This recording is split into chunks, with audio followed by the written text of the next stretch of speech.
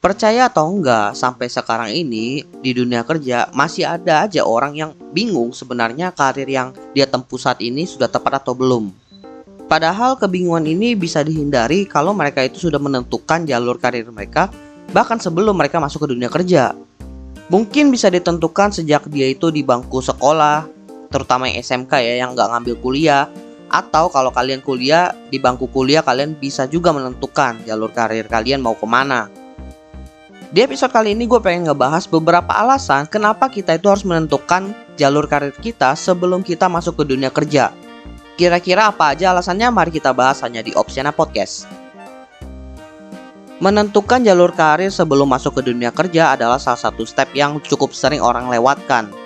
Padahal step ini sangatlah penting, karena jalur karir itu bisa dibilang jalur yang dari segi waktu itu jauh lebih panjang ketimbang ketika kita masih di bangku sekolah. Kalau kalian itu sudah di dunia kerja ya dan belum tahu jalur karirnya seperti apa, akan muncul banyak pertanyaan, apakah jalur karir yang kalian jalani sekarang itu sudah tepat atau belum? Apakah kalian ingin melanjutkan jalur karir tersebut? Dan kalau kalian itu pindah jalur karir, ada kemungkinan juga kalian itu mulai dari nol lagi, which is itu membuang lumayan banyak waktu. Untuk bisa menentukan jalur karir ini sebelum di dunia kerja, itu sebenarnya waktu kita lumayan banyak. Kalau kalian itu nggak kuliah, kalian itu biasanya menentukan jalur karir di bangku sekolah menengah. Biasanya untuk teman-teman yang di SMK. Tapi kalau teman-teman itu kuliah, artinya kalian dapat ekstensi waktu itu sekitar 4 tahun normalnya. Dan menurut gua nggak masuk akal aja ketika kita itu di bangku SMA atau SMK dan kuliah, di mana masa-masanya kita mencari jati diri, justru kita tidak menemukan jalur karir kita pengen seperti apa. Padahal itu kan salah satu jati diri kita. Jadi di sini gue pengen mendetailkan beberapa alasan atau manfaat ya, kenapa kita itu harus menentukan jalur karir kita bahkan sebelum kita masuk ke dunia kerja. Harapannya dengan beberapa alasan atau manfaat ini, teman-teman yang masih bingung itu bisa mendapatkan motivasi yang tepat untuk menemukan jalur karir yang ingin kalian tempuh nantinya. Kira-kira apa aja alasannya? Mari kita bahas yang pertama. Yang pertama adalah membantu memfilter pekerjaan yang akan dilamar. Kalau kalian itu sudah menemukan jalur karir kalian itu di bidang apa dan pengen pekerjaannya apa, tentunya dari sekian banyak lowongan pekerjaan yang ada, kalian nggak mungkin ngelamar job yang tidak sesuai dengan jalur karir kalian kan.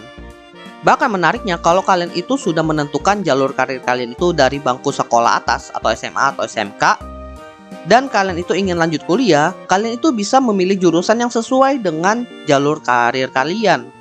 Kalau zaman gue dulu itu di bangku SMA, masih banyak orang yang belum tahu dia itu pengen kerja apa. Makanya dia pas ngambil jurusan kuliah itu bingung. Tapi di era sekarang di mana banyak orang yang sudah bekerja dan sharing tentang pengalaman kerja mereka di bidang tertentu atau di pekerjaan tertentu, itu bisa menjadi referensi untuk anak muda zaman sekarang. Sehingga mereka itu sudah bisa menentukan jalur karir mereka sejak di bangku sekolah. Dan kalau kalian itu udah punya jalur karir yang jelas, pengen kemana, ketika kalian sudah bekerja pun, kalian itu udah gak ada pikiran untuk berpindah karir. Dan karena kalian itu sudah memfilter pekerjaan yang akan kalian lamar itu pekerjaannya apa aja, itu juga berlaku kepada orang-orang yang menawari kalian pekerjaan. Kalau orang lain itu tahu kalian itu pengen jalur karirnya seperti ini, jadi dia akan nawarin pekerjaan yang berhubungan dengan jalur karir kalian. Gak mungkin dia nawarin pekerjaan yang jalur karirnya B atau C. Karena kalau mereka nawarin pekerjaan yang jalurnya B atau C atau yang gak sesuai dengan kemauan kita, ya kemungkinan besar ditolaknya jauh lebih tinggi kan. Tapi biasanya kalau dari sisi headhunter gitu, mereka kalau ngelihat jalurnya udah gak sesuai gak bakal ditawarin sama sekali. Dan biasanya pekerjaan dari headhunter atau HRD gitu yang nawarin langsung lebih worth it. Tapi balik lagi, orang-orang seperti headhunter atau HRD itu cuma nawarin pekerjaan ke orang yang sudah jelas kerjanya itu di bidang apa, kemudian pekerjaannya apa, karena ya memang sespesifik itu. Lanjut ke alasan yang kedua. Dengan mengetahui jalur karir sebelum masuk ke dunia kerja itu memberikan banyak waktu untuk melamar pekerjaan dan juga meningkatkan probabilitas kita untuk diterima kerja. Kenapa bisa meningkatkan probabilitas kemungkinan diterima? Jadi kalau kalian itu udah tahu kalian itu pengen jalur karirnya di mana, tentunya kalian itu udah tahu pekerjaan level entry dari jalur karir kalian. Dan pastinya lowongan pekerjaan itu kan punya syarat-syarat yang dibutuhkan untuk melamar pekerjaan tersebut kan. Kalau kalian itu udah jelas pengen ke sana, kalian bisa mengumpulkan banyak bekal yang bisa menunjang kualitas kalian ketika melamar pekerjaan tersebut. Misalnya di IT dan juga desain itu kan bisa membuat portofolio. Portofolio ini bisa kalian bikin sebagai bentuk kreativitas kalian secara otodidak. Atau bahkan kalau kalian itu pengen ambil project freelance dan menjadikan itu sebagai portofolio, itu jauh lebih baik. Portofolio inilah yang menjadi sampel dari kalian kepada HRD bahwa inilah karya gua kalau gua itu sudah di dunia profesional. Jadi ketika kalian lulus, kalian itu bisa dianggap sebagai fresh graduate yang berpengalaman. Terutama kalau kalian itu sudah pernah memegang beberapa project freelance. Kenapa gue bisa bilang seperti ini? Karena ya kalian juga pasti aware lah. Sekarang itu banyak pekerjaan entry level yang menambahkan syarat dia fresh graduate tapi punya pengalaman kerja. Sekilas kedengaran nggak masuk akal. Dia baru lulus gimana bisa dapat pengalaman kerja? Nah, pengalaman kerja itu kan bisa didapat dari magang, bisa didapat juga dari mengerjakan project freelance. Sehingga yang memang ditargetkan oleh lowongan pekerjaan itu adalah orang-orang yang seinisiatif itu. Dan percaya sama gue, kalau seandainya kalian itu punya pengalaman kerja seperti tadi, lalu ada portofolio, kalian itu punya nilai plus yang bisa kalian negosiasikan dengan besaran gaji yang kalian terima untuk pekerjaan entry level. Jadi menurut gue cukup worth it kalau kalian itu punya portofolio dan punya pengalaman kerja. Lalu tadi ada tambahan juga, memberikan banyak waktu untuk melamar pekerjaan. Itu maksudnya lebih ke arah kalau kalian itu udah tahu pengen jalur karirnya seperti apa, kalian itu bisa ngelamar pekerjaan itu jauh-jauh hari sebelum kalian lulus. Berbeda dengan orang-orang yang belum tahu pengen ngelamar pekerjaan apa, mereka menggunakan waktu mereka untuk mencari tahu minat mereka seperti apa, kemudian jenis-jenis pekerjaan di bidang yang mereka tempuh itu seperti apa, dimana di fase kalian itu kalian udah tahu. Jadi ya waktu yang kalian punya itu lebih banyak aja. Bahkan pekerjaan yang kalian lamar itu pun jadinya jauh lebih banyak. Lanjut ke alasan yang ketiga adalah memberi kesempatan untuk mencoba karir melalui magang. Magang itu bisa dibilang sangat powerful banget untuk memvalidasi apakah jalur karir yang kalian pilih itu sudah tepat atau belum. Dan magang membuka kesempatan juga buat teman-teman itu yang pengen mencoba pekerjaan di jalur karir yang lain. Kalau zaman dulu magang itu dianggap sebagai salah satu tugas yang harus diselesaikan biar kalian itu bisa lulus kuliah. Tapi sekarang itu magang dimanfaatkan oleh generasi yang lebih muda sebagai tempat mencari passion mereka. Menurut gua magang itu sangat worth it lah. Kalian itu bisa dapat pengalaman kerja, kalian itu bisa ngelamar dengan mudah karena syarat-syarat yang dicantumin untuk bisa magang itu nggak sesusah kalau kalian itu mau masuk ke pekerjaan full time. Tapi dari sisi pengalamannya itu akan tetap valuable kalau kalian cantumin di CV. Jadi memang se-worth it itu kalau magang. Dan gak sedikit juga teman-teman yang sudah magang dan udah validasi, oh ternyata jalur karir ini tepat seperti yang gue inginkan, yang ingin gue tempuh. Setelah selesai magang, mereka itu ditawari pekerjaan full time dari kantor tempat mereka magang. Jadi memang se-powerful itu magang. Biasanya magang itu kan startnya di semester 5 ya. Ada juga yang startnya di semester 7. Kalau dari kampus kalian itu mewajibkan kalian magang selama 6 bulan, berarti dari semester 5 kalian itu bisa magang sampai 4 kali. Kalau dari semester 7 kalian bisa magang cuma 2 kali. Dan biasanya yang kalian magang yang perlu lapor ke kampus itu kan yang cuma 1 kali aja, yang pertama kali itu. Sisanya kan bebas, kalian mau magang lagi, mau enggak itu udah bukan urusan kampus kan. Ada juga kampus yang minimal magangnya itu 3 bulan. Artinya apa? Artinya kalian itu bisa magang sampai 4 atau 8 kali. Meskipun ya jarang sekali ada orang yang magang sampai sebanyak itu. Biasanya 2 atau 3 kali coba magang aja udah nemuin dia itu cocoknya di jalur karir yang mana. Mungkin dia udah ketemu di magang yang kedua, oh gue cocok di jalur karir ini. Nah magang yang ketiga dia nyari perusahaan yang tepat, yang lebih enak gitu dari segi culture worknya. Jadi kalau seandainya kampus kalian itu menyediakan kesempatan untuk magang, manfaatkanlah magang itu sebaik mungkin. Ya ini udah sering banget lah gue omongin. Alasan terakhir kenapa menentukan jalur karir sebelum masuk ke dunia kerja itu penting adalah karena masih membuka kesempatan untuk berpindah karir. Percayalah kalau seandainya kalian itu belum benar-benar kerja ya, kalian itu pengen pindah jalur karir itu masih gampang. Seperti magang tadi, dimana ketika kalian itu magang pertama kali, ada kemungkinan kalian tidak cocok dengan pekerjaan yang kalian kerjakan.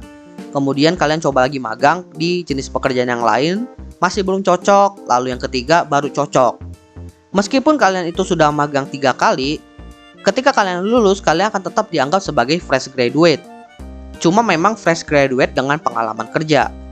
Sehingga ketika kalian start itu, kalian tetap akan start dari titik nol.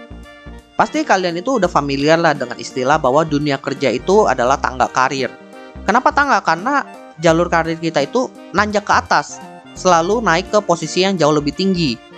Kalau kalian itu sudah start kerja dulu sebelum tahu pengen jalur karirnya apa, artinya kalian itu sudah napak ke tangga yang pertama. Yang selanjutnya kalau kalian naik ke anak tangga yang kedua, artinya kalian itu naik jabatan kan. Tapi bayangin ketika kalian itu pindah karir, artinya kalian itu pindah tangga. Mau nggak mau kalian itu harus mulai dari anak tangga yang pertama lagi, mulai dari nol lagi. Makanya menurut gua untuk orang-orang yang udah masuk ke dunia kerja itu, ya kalau mereka itu masih pengen pindah jalur karir, sebaiknya pindahnya dalam kurun waktu 1 tahun atau 2 tahun kerja dari pekerjaan pertama mereka tanpa mendapatkan kenaikan jabatan. Karena ada aja yang baru 1-2 tahun kerja udah naik jabatan, ada.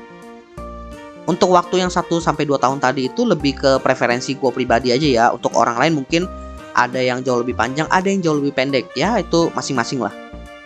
Tapi intinya kalau kalian itu ingin pindah jalur karir, sebaiknya jangan ketika kalian itu sudah menempuh pekerjaan kalian dalam kurun waktu yang lama. Karena membuang-buang waktu, dan yang kedua, ya kalian mulai dari nol lagi. Kecuali memang kalian itu sudah siap. Kebanyakan orang itu ketika mereka pindah jalur karir, ya belum siap-siap banget gitu. Kayak masih nggak terima, gue kan udah berpengalaman, kenapa gue harus ngulang lagi dari gaji segini? Cuma itu biasanya memang ke orang-orang yang pindah jalur karirnya itu yang dari jalur kantoran masih ke jalur kantoran juga, tapi beda bidang aja. Karena ada orang yang pindah jalur karirnya itu dari jalur kantoran ke jalur bisnis atau enggak jalur freelance. Sebenarnya nggak jauh berbeda, benar-benar mulainya dari nol lagi. Cuma biasanya kalau orang-orang udah memilih jalur ini, mereka itu harus datang dengan kesiapan yang jauh lebih banyak. Karena memang sesulit itu memulai dari nol, terutama di bidang baru yang belum pernah ditempuh sebelumnya. Tapi kalau seandainya kalian itu udah nentuin nih jalur karir kalian, bahkan kalian itu udah punya rencana kapan kalian pindah, biasanya sebelum pindah kalian itu udah benar-benar siapin bekal. Bahkan ada yang udah make sure kalau mereka itu buka bisnisnya udah stable, baru mereka itu resign, baru pindah dari kantoran. Jadi kuncinya di sini memang adalah kesiapan. Kalau kalian itu nggak siap, jangan sekali-kali coba pindah, karena akan sangat berisiko. Oke, jadi itulah beberapa alasan kenapa teman-teman itu sebaiknya menentukan jalur karir kalian sebelum kalian mulai bekerja atau sebelum masuk ke dunia kerja. Sekali lagi, memang menentukan jalur karir itu terutama sebelum masuk dunia kerja bukanlah hal yang mudah. Tapi menurut gue ini adalah salah satu hal yang harus dilakukan agar nantinya tidak muncul keraguan ketika kita menjalani jalur karir kita. Karena ketika kita ragu, ketika kita bingung, dan bahkan menjalani pekerjaan tanpa passion, itu bisa berimpact juga kepada mental health kita. Sehingga lebih baik mencegah daripada mengobati kan. Makanya persiapkanlah jauh-jauh sebelum masuk ke dunia kerja. Untuk caranya seperti apa, mungkin nanti akan gue bahas di episode yang lain. Tapi setidaknya dari episode ini kalian tuh sudah dapat beberapa alasan yang bisa menjadi motivasi kalian nantinya untuk mencari passion terlebih dahulu atau mencari jalur karir yang ingin kalian tempuh nantinya. Ya, semoga episode kali ini bermanfaat lah buat teman-teman semuanya. By the way teman-teman, jangan lupa follow Instagram dan juga akun TikTok Opsiana Podcast di @opsianamedia, karena di sana akan ada konten-konten menarik dan juga yang bermanfaat buat teman-teman semuanya. Dan juga kalian akan mendapatkan update dari Opsiana Podcast kalau nantinya ada episode terbaru yang rilis. So, jangan sampai teman-teman ketinggalan sama update-nya. Dan terakhir, jangan lupa juga untuk follow atau subscribe Opsiana Podcast di platform kesayangan teman-teman. Dan nantikan konten-konten menarik dari Opsiana Podcast nantinya di sana. Oke, gua rasa itu aja. Thank you buat teman-teman yang sudah mendengarkan. See you next time di episode Opsiana Podcast lainnya.